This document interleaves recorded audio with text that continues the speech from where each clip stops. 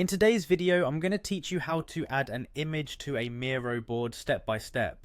If you're looking to make your Miro boards more visually engaging, adding images is a fantastic way to enhance your presentations, brainstorming sessions, or collaborative projects. So let's dive right into the process and guide you through it effortlessly. To start, open up your web browser and head over to Miro.com.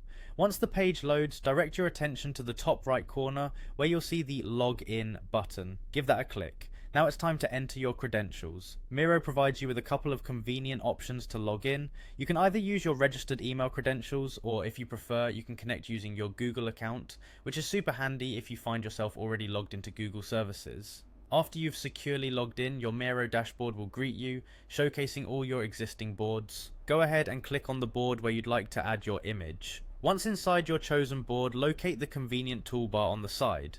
Here, you're looking for the Upload button. It's your gateway to bringing images onto your board, so go ahead and click on it.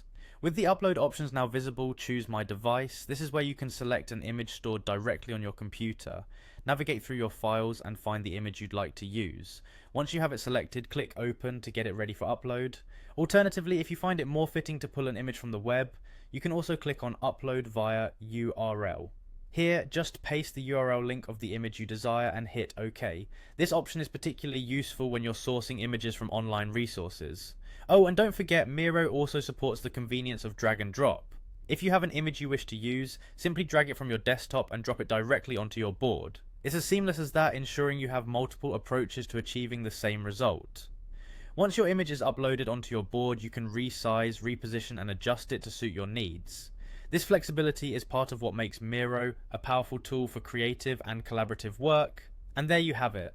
With these simple and straightforward steps, you can enrich your Miro boards with images, enhancing your visual storytelling or collaborative efficiency. I hope you found this guide helpful and that it empowers your next project on Miro. Thanks for watching and happy creating.